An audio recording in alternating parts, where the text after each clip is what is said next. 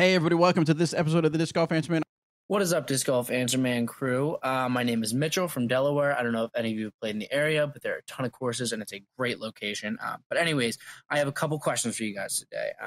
The first is, I am just a freshman in college, and I've noticed that now that I just started school and I can only really play once or twice on the weekends, I have been horrible compared to what I was in the summer when I could play all the time. So I was wondering if you guys had any tips or tricks to sort of keep up my game so that when I do play that once or two times on the weekends, I am still successful and I'm not sort of taking steps backwards from where I was in the summer. And my second question is, This is perfect timing because that is my quick tip of the day basically pertains to exactly what I would say to that.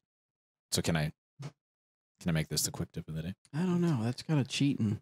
What? But it's what I was going to say. Yes, go ahead. Okay.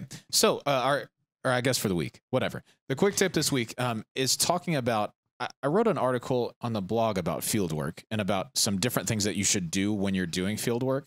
But actually just today, because I'd been thinking about this a little bit, a lot of people go out to the field and just throw. And they throw for like a couple of hours and they think, you know what, I'm not going to leave this field until I've either like thrown farther than I have before, or I've fixed every little thing in my form or whatever. And it's just like, you can't focus for that amount of time. You just get tired. Then you start making mistakes. Then you leave the field frustrated. And so I was talking on the phone with Zach Melton earlier today, and he was saying when he goes to the field, most of the time he only does it for like 20 minutes or 30 minutes. And just to really just work on one thing, like keep everything fresh, throw the shots that you need to, make sure everything feels good. And then you can leave on a high note because you're not exhausted yet. You've probably you could still probably throw, I don't know, 100 shots, 150.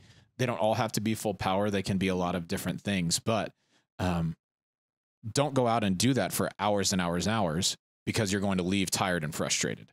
Instead, when you do field work, break it up into smaller segments. I think that helps a lot. And Zach has been playing exceptionally well lately, and that's how he's been doing it. So killing it. I think that's a good idea.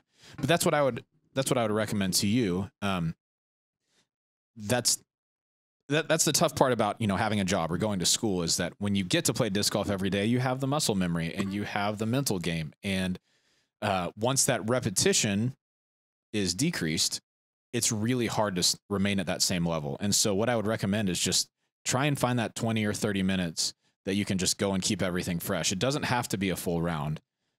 But when you do that, you're going to keep that muscle memory in there so that when you do get to play a full round, it doesn't feel so foreign to you. Yeah, even just try to get there 20 minutes early before your round that you're going to play. And, throw whatever discs you have in your bag, putters, mids, drivers, whatever. Just throw them all in the field back and forth a few times and really kind of get the feel. And like Robert said, if there's one particular thing that you feel your timing's not right, your release point, try to concentrate on that. And that'll really help kind of keep your skills a little more consistent. Yeah. Second part of the question.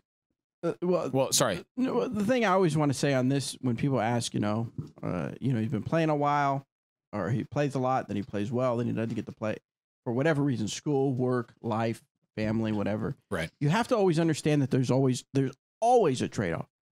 Yes. There is always a trade-off. So if disc golf is your number one priority, then you're going to get better at disc golf. Obviously, if school is more of a priority, you're not going to excel at disc golf, and it's just one of the things. As much. Yes, you're not going to. Yeah, I'm not saying you're going to like totally go terrible. So you've got to find those 20, 30 minutes moments in the day. And so, did he say he was going to school? Yeah, he's a college freshman. Student. College freshman. So if it means going to class, and then let's say you've set aside 2 hours to study that night. You could say 20 minutes is going to be for putting. 20 minutes is going to be for going out to the field and throwing. So that, like you said, that muscle memory will be there. And if you look and you say, well, Bobby, but that means then I don't get to study, or that means I don't get to play Madden, or I don't get to hang out with my friends, or I don't get to go to that party and drink. Right. That's the trade-off. Yeah, that's your trade-off. It's about, priority, I think, is a really key word when we talk about this. Right. Because you can be pretty good at a lot of things, or you can be really good at a few things. Right. And if you want this to be one of your few things, you really need to dedicate time to it. because that muscle memory isn't something that comes back overnight. You need to keep it going. And I'm feeling the effects of this right now. Like, I haven't been playing a lot lately, maybe once a week. And this last weekend, I only played, I played one round, and I feel it because my shots aren't coming out clean. Right. My putts aren't quite what they should be. You know, I don't have, and mentally too, I don't have the confidence I normally have. And so if that's going to be one of your few things, you really need to make it a priority.